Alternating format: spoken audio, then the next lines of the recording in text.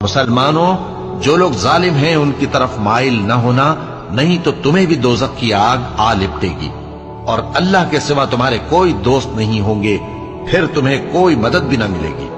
اور دن کے دونوں سروں یعنی صبح اور شام کے اوقات میں اور رات کی چند ساعتوں میں نماز پڑھا کرو، کچھ شک نہیں کہ نیکیاں گناہوں کو دور کر دیتی ہیں۔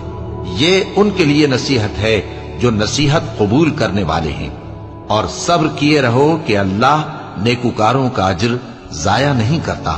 تو جو امتیں تم سے پہلے گزر چکی ہیں ان میں ایسے ہوش مند کیوں نہ ہوئے جو ملک میں خرابی کرنے سے روکتے؟